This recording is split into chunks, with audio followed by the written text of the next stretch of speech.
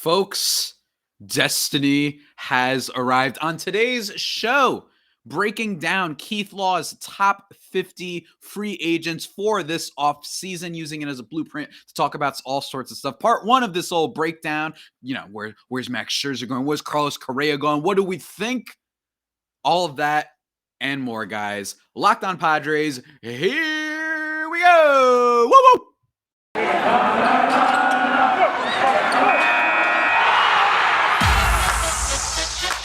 You are Locked On Padres, your daily San Diego Padres podcast. Part of the Locked On Podcast Network, your team every day.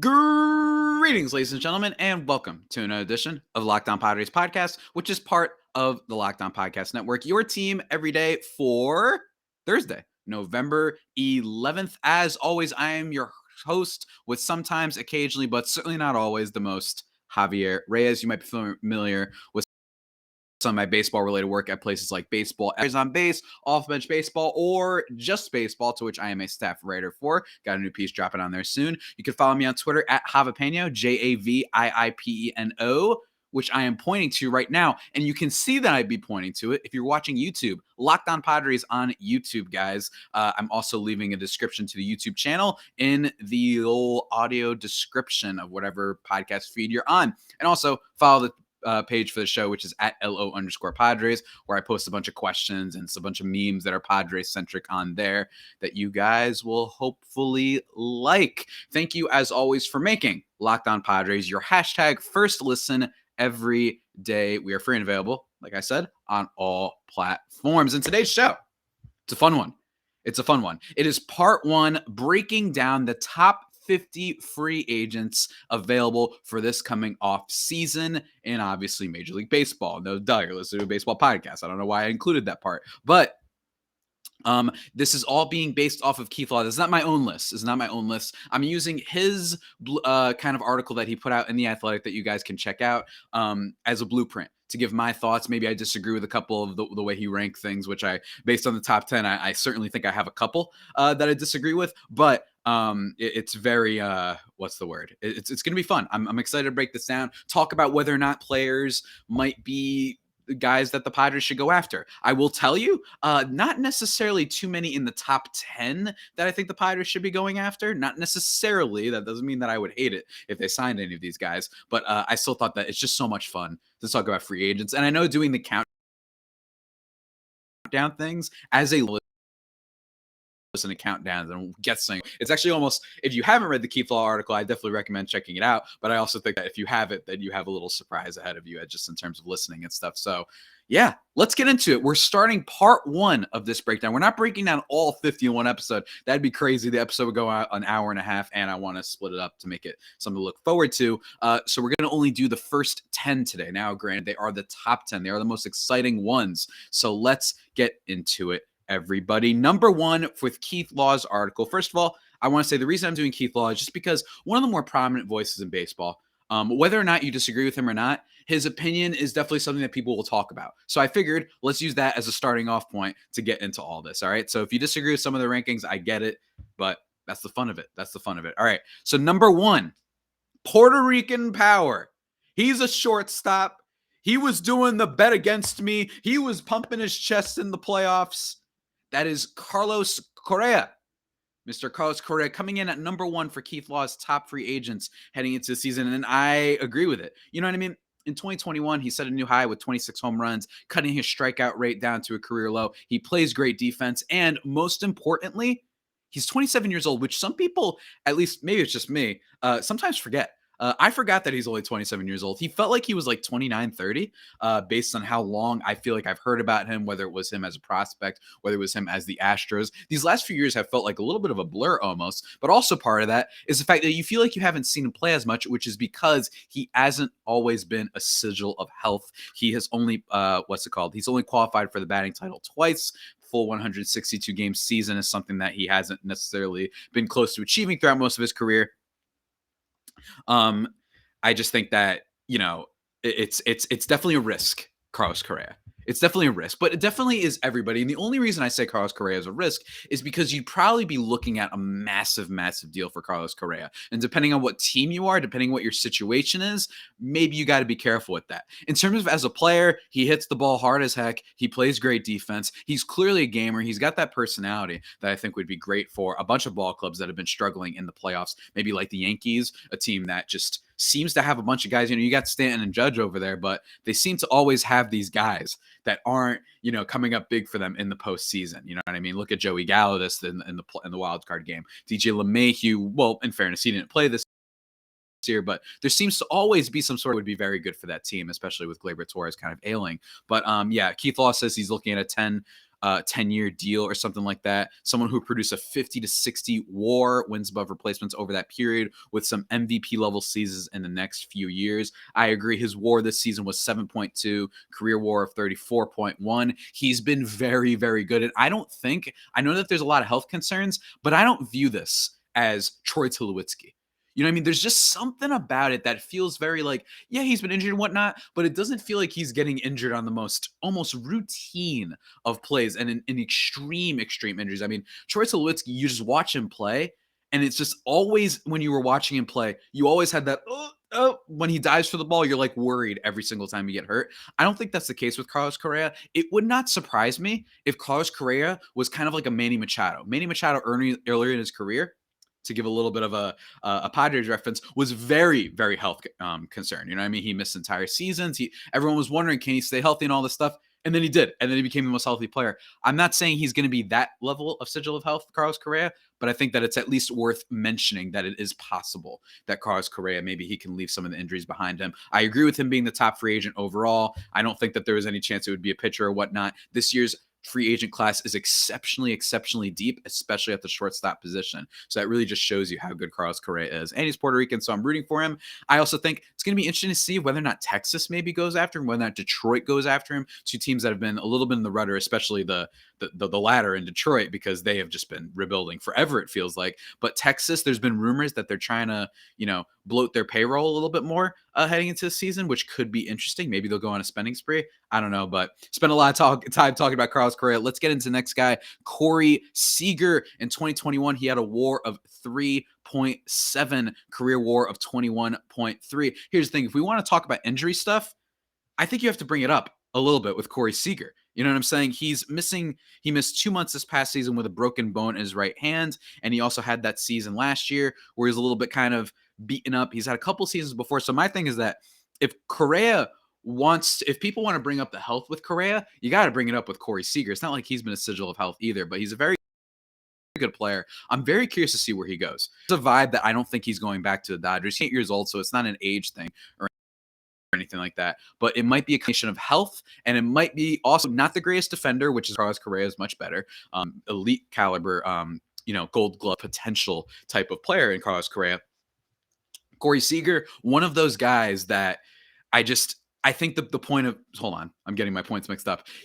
Because of the trade for Trey Turner, I am very suspect that the Dodgers are going to go and re-sign Cory Seeger. They still could. Don't get me wrong. You have Trey Turner playing second. You can move things around for sure. But maybe the trade for Trey Turner suggests that they're going to go, instead, they get a year with whatever contract Trey Turner has right now, and then maybe you extend him next year because they had him for half a season. Now they're having him for full another season instead of giving the full bag to Cory Seeger. I don't disagree with his ranking at number for this upcoming free agency class. I think that the age has a big part of this. I think the fact that he burst onto the scene so quickly, he's got incredible ball skills and arguably even a better batter sometimes than Carlos Correa, if we're being honest. So I actually don't disagree with the rating at all. Again, though, both of these guys, they're shortstops, not guys that the Padres are going to be aiming for. And you're going to get a lot of that with part one of our discussion, guys. But very curious to see where Cory Seeger goes. Look, Keith Law mentions it in this.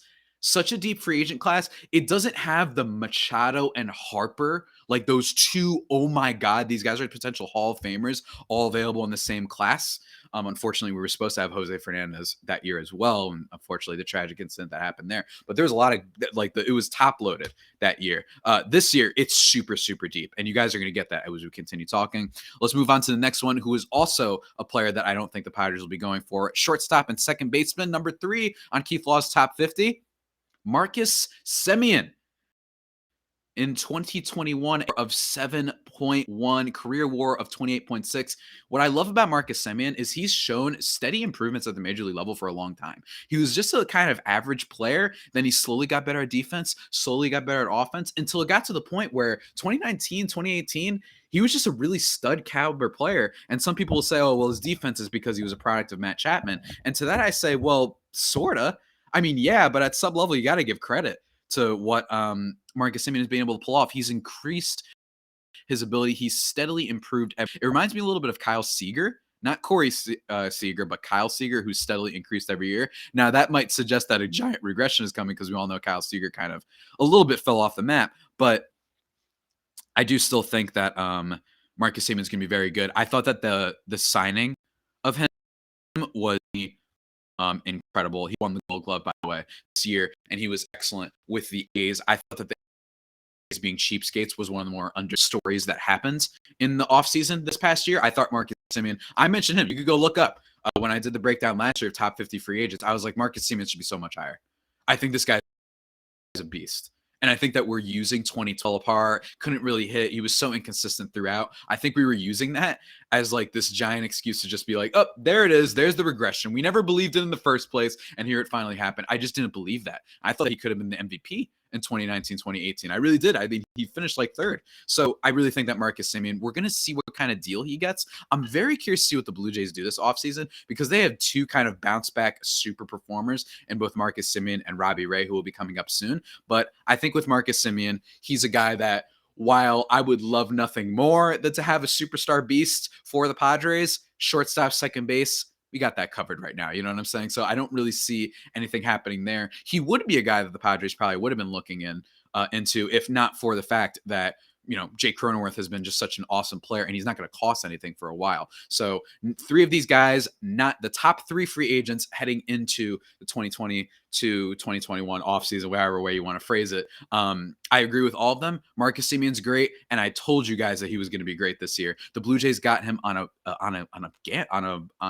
what's the word? They got him on a dime. It didn't make any sense that people were giving up. Oakland offered him a 1 year, $12.5 million contract or around that range, and they were going to prorate it over 10 years. And the Blue Jays were just like, how about we give you 1 year, 18? And Marcus Simeon's like, sure. Now he's going to cash out big time. I think he re-signs with the Blue Jays, but I'm very curious to see how that market pans out. He's a very good player. And now before we get into the rest of the top 10, top 50, part one of this free agency breakdown. Guys, I've already been rambling on and what have you, but I need to talk to you about Bet Online. They have a new web interface for the start of the basketball season and more props and odds and lines than ever before. They remain your numero uno spot for all the basketball and football action this season. Head to their new updated desktop or mobile website to sign up today and receive your 50% welcome bonus on your first deposit. Just use the promo code LOCKEDON to receive your bonus. But of course, guys, not just basketball and football. You cover with baseball. They got you covered with the NHL, with boxing, with UFC, your favorite Vegas casino games. They got you, man. BetOnline is the fastest and easiest way to bet all of your favorite sports. BetOnline, where the game starts. And I want to mention just one more time, guys. I gotta say it. Thanks for making Locked On Padres your hashtag for a free and available on all. All right, let's continue the breakdown, guys. This has been really fun. And also, please feel free to leave comments in this in the old video that we have here or on the Apple Podcast app. I used to do that where I would take questions from the Apple Podcast reviews. If you sent me 5-star reviews, you can send me a question. Do that still. I would very much appreciate that. I want to get my rating up. But I think that so far, I don't think there's anything to really disagree with this top 10 list so far. And now, and wow, I just got an alert that Cam Newton going back to the Panthers. That's wild. Sam Darnold, you're a bust. Oh my God. But anyway, Freddie Freeman is number 4 on Keith Law's top 50 free agents available. He is 32 years old, 2021 WAR. He had a 4.7 career WAR of 43.1, a potential Hall of Famer, 32 years old though. He won in 2020 the MVP award, which I said was fine. I had no issue with that. I also thought it was kind of like a heartwarming story, given that he, you know, went through a lot with his COVID-19 infection and all that stuff. So that was a lot. But he says, Keith Law in the article, posts another Freeman sort of season since the 2016-2017 2017 peak, he has posted WRC plus figures of 137, 136, and 135 in the last 3 full MLB seasons. He did maintain the lower strikeout for 2020 with a 15.4% rate. That was Freeman's best ever in a full season. A very favorable indicator for his ability to hold his value into his mid-30s. He's a first baseman only, which is the only negative against him. But I will say, I think that this is another one that he's re-signing with the Braves. It sounds like he's probably inclined to stay there. I just don't see him moving. I just don't see it. I know Padres fans. This is the first one that's relevant to the Padres. They want Freddie Freeman. A lot of people have been like, bring him in. His son is such a big fan of Tatis. There we go. Let's make the connections. Like we're the NBA freakouts. You know what I mean? When everyone thought Kevin Durant was going to the Knicks because he called Kristaps Porzingis a unicorn, and they used that for months and whatnot. But I don't see it. I really think that he likes Atlanta. I think that he's happy there. At 32 years old, it is true.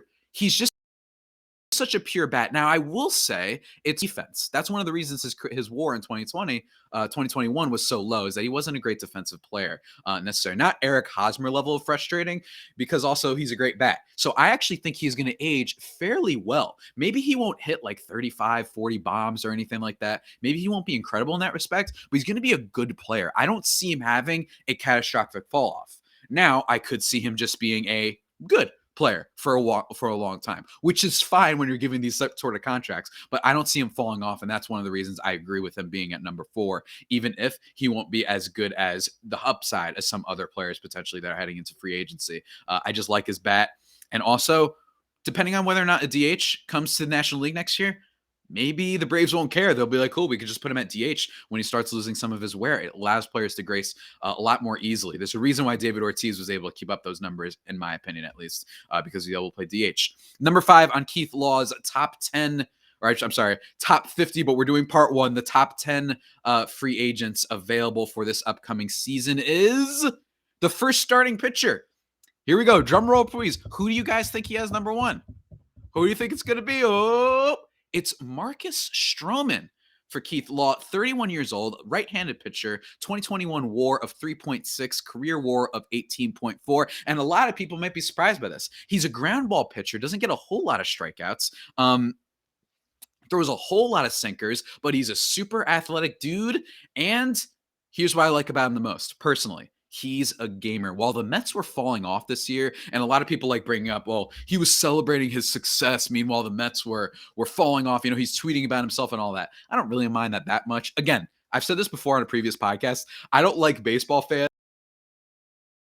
and regular other players soft because themselves. You know what I mean? Like, it's just like there's a little bit of a weird disconnect. Like, you can't call them soft when them doing something as small and fairly innocuous in the grand scheme of things as that, and then you're getting upset about it. It's like there's this. You get what I'm saying? It's like when they did the Javier Baez, like the thumbs down. I was like, is it a little dumb? Yeah, sure. But you guys throwing an uproar. How are they the soft ones? You're throwing an uproar over thumbs down. It just doesn't make any sense to me. But anyway, Marcus Stroman, a little bit of a polarizing player based on his social media presence to some people. But I just think that there's something very trustworthy about him. But I do kind of disagree with him being number 5 on this list. Not necessarily, no, yeah, I do disagree with him being number 5 on this list. I just don't see the upside necessarily. Although maybe Keith Law is thinking that he's just going to age better. You know what I'm saying? With that ground ball rate and all that stuff, he's incredibly athletic and seems able to make adjustments as well as any pitcher in baseball, like adding an entirely new pitch in his age 30 season. I think he's the best bet among free agent starters this year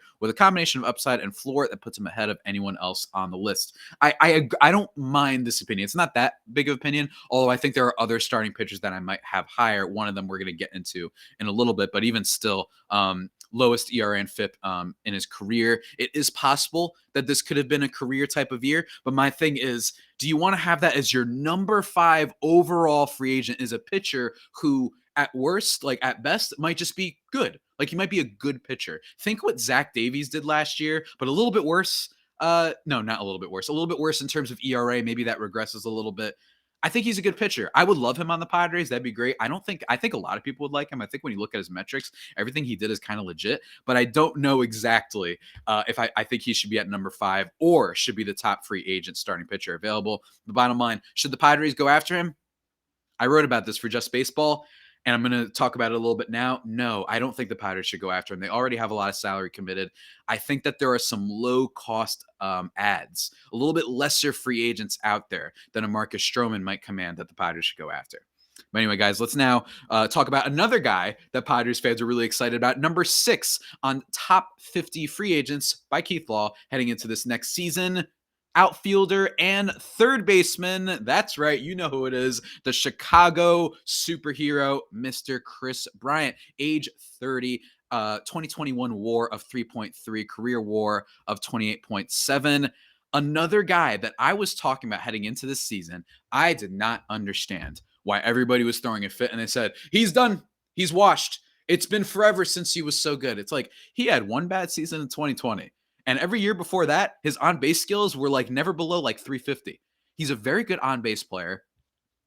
Even if he doesn't necessarily have the incredible play discipline that he once had, he's not going to reach his career highs, as Keith Law notes, of 94 walks in 2017 or 39 bombs in 2016. And he also mentions he's primarily a corner guy who can play average defense at third or first and below average defense and left, as well as the ability to play center in a pinch. But as he ages, he is probably going to be best suited in the infield, which I agree with. The best thing, this carries weight to it, that positional versatility. That's why I think a lot of Padres fans were a little bit excited because early on in the year, Tommy Pham was just an absolute mess. And I agreed. I was like, I would not mind a trade for Kris Bryant. I didn't necessarily think that they had to, but maybe I was wrong on that. Maybe they should have made that trade for Kris Bryant if they could have, especially considering the Giants didn't necessarily give up too much. And granted, we also didn't think Tommy Pham was going to crater as much as he did. But I think that when you look at his numbers, he's been consistently above average regular since 2017. Second of 2 consecutive years with WRC plus figures of 147 or better in 2018, 2019, and 2021. His WRC plus was between 123 and 134. Again, like I've always said, I've never understood why people keep saying that this guy was just gone. It's like he had one bad season in 2020. This is the same thing with Marcus Simeon. The 2020 stats, while there were some that you could parlay and read into and definitely have reason for concern, it wasn't a reason to be out on a guy. That's what people like the Blue Jays found out, and that's what people like the Cubs found out, and in this case, the Giants. Will he stay with the Giants? Maybe. I, for one, think it would. Look, I don't necessarily know if the Padres are going to go super big in free agency. I don't know exactly what they're going to do, but I will say if they don't get someone like Kris Bryant, if they don't get these top guys, I don't want them to resign with the same team. I don't want Marcus Stroman to stay with the Mets. I don't want Kris Bryant to stay with the Giants. I don't want Cory Seeger to stay with the Dodgers. I think it's more fun when we have more of a mix around and everything goes wild, especially if the Padres aren't able to get in on this. It's like a consolation prize of just being like, well, I enjoy the chaos. That's kind of my perspective on it. Kris Bryant, very good player, and is a good example of why using the 2020 stats was a mistake. And now let's get into one last one before we get into the break. Actually, I don't know. We're at 23 minutes already. Let's take a quick break, everybody. Hold on one second. All right. I just remembered that I don't have to do another ad read and whatnot. So that's just for all the people that are listening. I could just keep going straight ahead. For my audio listeners, a bunch of ads just came out. But anyway, that was a mistake by me, guys. Sorry about that. Number 7 on the list of Keith Law's top 50 free agents heading into this 2022 season and 2021 offseason. The next pitcher on the list, left-handed pitcher Robbie Ray, 31 years old. He had a 2021 WAR of 6.7, which was higher than Mr. Marcus Stroman's career WAR of 15.1. And here's the thing, and this is why I'm not like that. While I think Robbie Ray would be my target for the number 1 starting pitcher available in free agency, I totally understand Keith Law's point having Marcus Stroman a little bit higher, because there's a little bit more of a like, I can see him sort of just maintaining that success. Well, Robbie Ray came a little bit out of nowhere. He had a 6.62 ERA in 2020 and led the National League in walks despite spending 40% of the season in the other league, which is pretty nuts. That's crazy. He walked 45 men in 51 2/3 innings. Had he qualified for the ERA title, he would have had the highest walk rate for any qualifying pitcher since 1949. And now he might win the Cy Young. How crazy is that? Now, here's the thing. I don't love Robbie Ray as much as I used to, because I enjoyed how much of a chaos, just train wreck he was with either walk, strikeout, home run. You know what I mean? He was kind of like the modern day baseball bat with the walk, strikeout, or home run, except as a pitcher, which was just so wild. Like, I just had so much fun watching that guy every time. But now he's made a lot of physical and mechanical changes and is now throwing harder.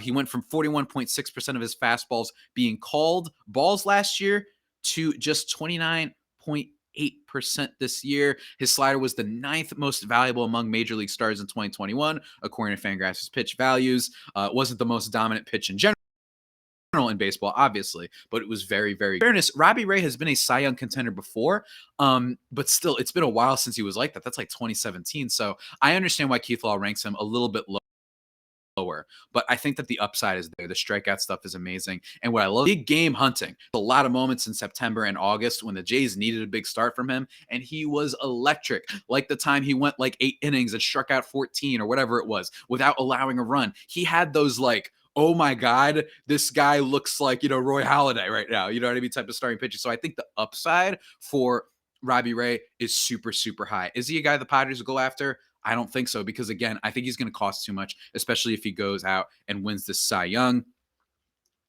I think that a lot of people are also going to be a little bit, tempered with their expectations a little bit because of the aforementioned walk stuff and the fact that he's been a mess before. And people might be saying to themselves, are we sure this is totally legit? It's a little bit like Trevor Bauer's season from 2020, where people are like, are we sure? I mean, he's had a lot of trouble before, even if he had a lot of upside. I think it's legit, and I think that there's a lot of teams that are going to take a chance on him. I'm curious to see who it's going to be, whether or not the Blue Jays bring him back and Marcus Simeon. I think that's a very strong possibility, but I would also think it'd be fun if he went to the Mets, if he went to the Yankees, if he went to, I don't know, another contending team. If the Brewers went out and spent money and acquired this guy, that'd be hilarious, because they're just like, screw it, we're going to have 4 unstoppable pitchers. I don't think they're going to do that. I think they're going to go for bats, but I'm just saying I would like a little bit of a turnaround.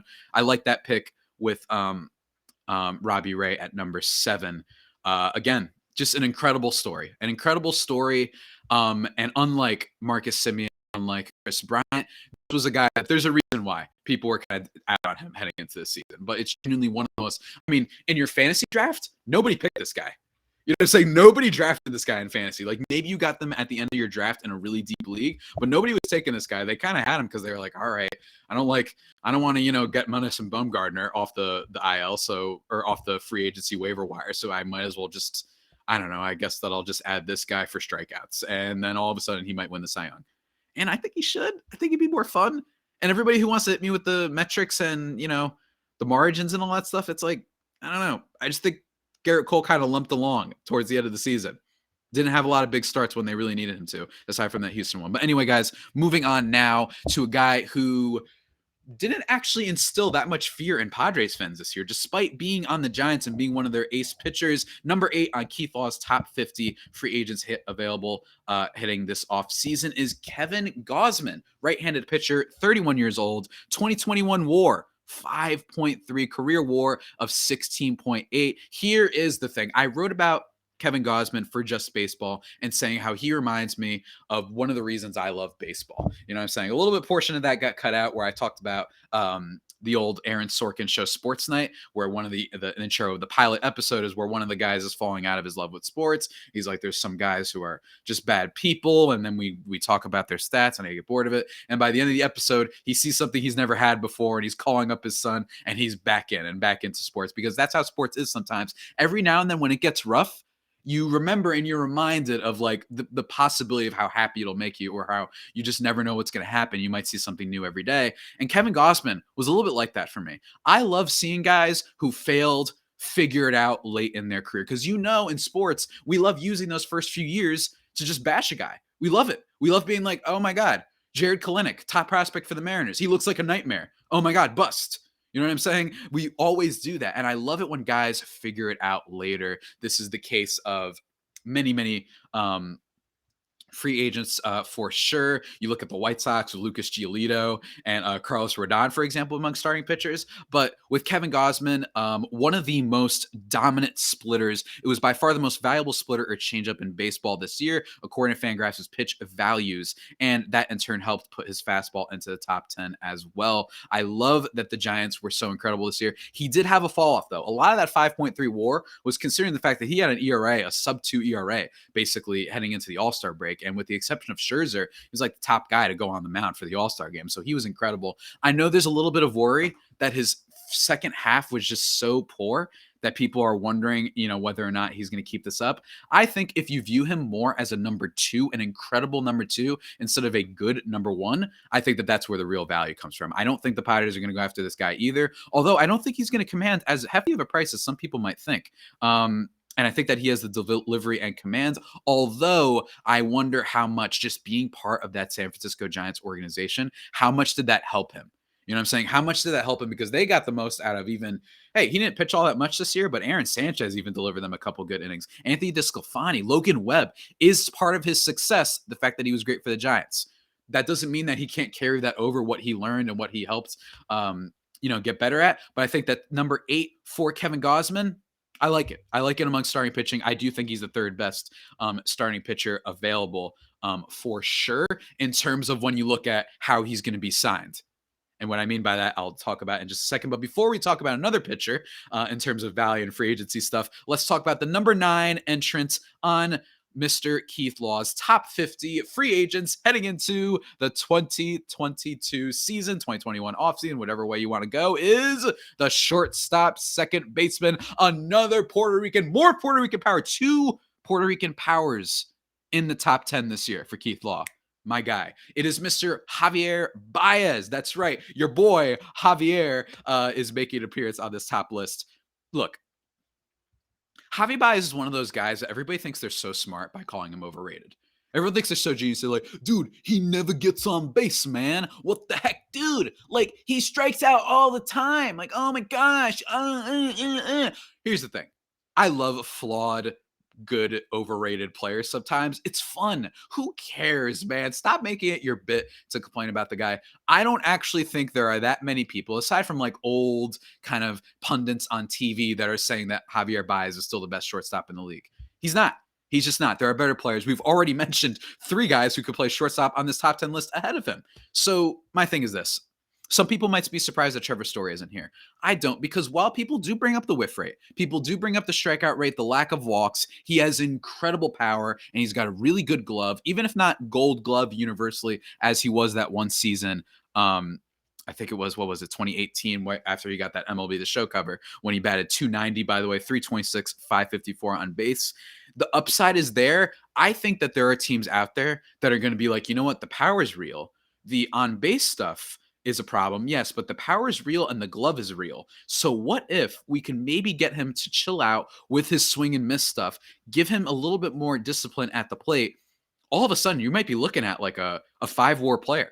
At minimum, you might get a 3-WAR player, and that's not too bad. I think he varies a lot. He's going to be one of the more polarizing guys heading into the offseason. I'm going to be writing about him for Just Baseball, but even with all that strikeout rate and stuff, view him as this, a good player. That's bottom line. Not a star, but a good player who's also admittedly just really fun to watch play. So that's how I feel about Javier Baez. I'm very curious to see how he goes. He is 29 years old. I wish he was a little bit younger, because I wish that if he was a little bit younger, that would give me belief that he could cut down on the strikeouts and whatnot. But bottom line is, there are going to be teams that believe in him, and they're going to say, we can return him to that 290 peak, to the point where the strikeouts just don't matter all that much, combined with the defense and stuff. I wouldn't give him too long of a deal, because I worry with age, does the defense start falling off a bit? You know what I'm saying? Does the defense fall off? Does the power fall off? If that happens, then he doesn't have the plate discipline like the aforementioned Freddie Freeman to age gracefully, especially with a high demand position like shortstop, second base. So certainly the most out of the top guys that I've mentioned, certainly the highest variance. I can kind of see anything happening with him. But again, you're not that cute or creative for saying that Javier Baez is overrated, guys. At the minimum, he was still a good player this year. And by the way, had a lot of big hits for the Mets down the stretch. He was not the reason that the Mets missed the playoffs. He came in and did a good amount for them. He was kind of like Ryan Finkelstein of Just Baseball and Locked On Mets. Go check out that podcast. He wrote about that too, where he was like, hey, I mean, kind of a little bit like that Cespedes season for the Mets.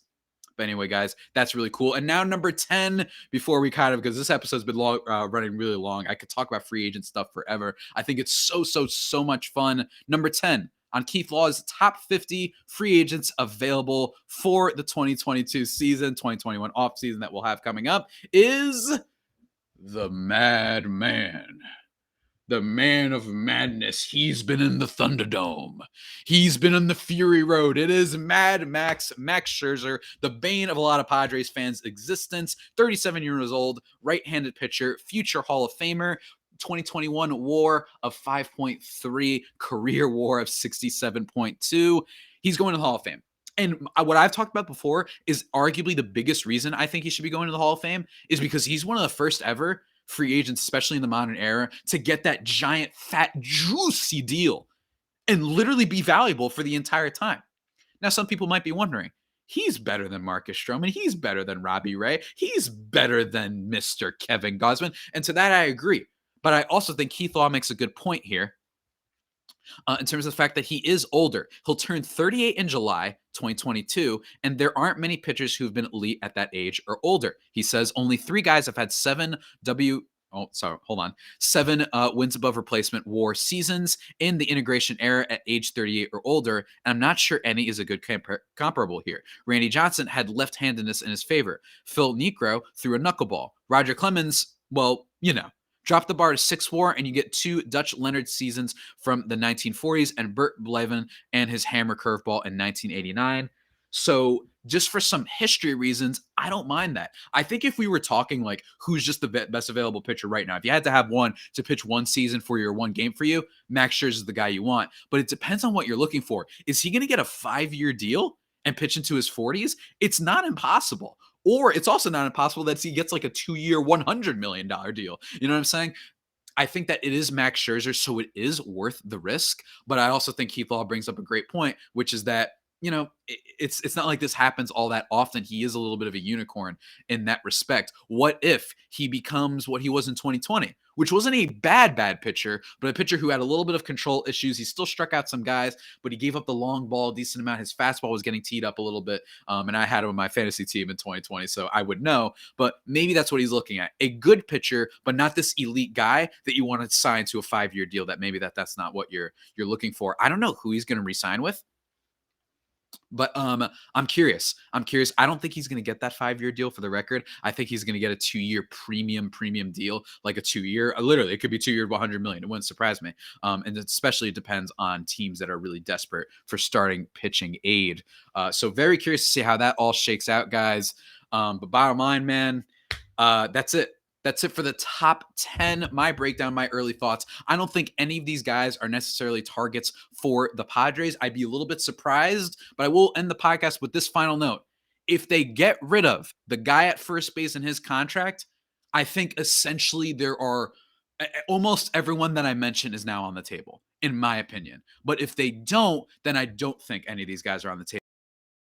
I know that they've been spending money. I know the ownership has shown no reluctance in that area. You think at some point it becomes, well, you got Tatis, you got Machado, you got the guy at first base, you had Myers for a while, you have Blake Snell for a little bit longer, you have the Yu Darvish salary, you got a lot of these guys. Maybe they're going to say, and Fernando Tatis Jr., who, if I didn't mention that just now, with his 14-year deal, maybe they're going to say, do we want to give another giant deal to somebody like, a Carlos Correa or whoever the heck? I don't know.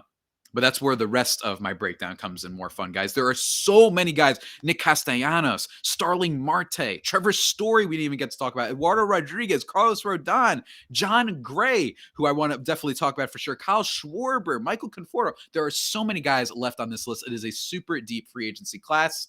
So this was only part 1 of my breakdown of the top 50 free agents heading into the 2020 season. Remember, this is just a breakdown, not necessarily my definitive wish list, which will be coming out later this winter and beyond, guys. And with that all being said, that about does it for today's edition of the Locked On Padres podcast, the only pod that may be better than the Padres themselves. Also, you made first listen today, Locked On Padres, #first listen, but also make your second listen Locked On Bets, your daily one-stop shop for all your gambling needs. Locked On Bets, hosted by your boy Q, with expert analysis and insight from Lee Sterling. Guys, again, follow the podcast. Follow me on Twitter at Javipeno, JAVIIPENO. For Padres on Twitter, Locked On Padres on YouTube. And until next time, stay safe and, of course, stay faithful. All right, Fire Faithful homies, take care.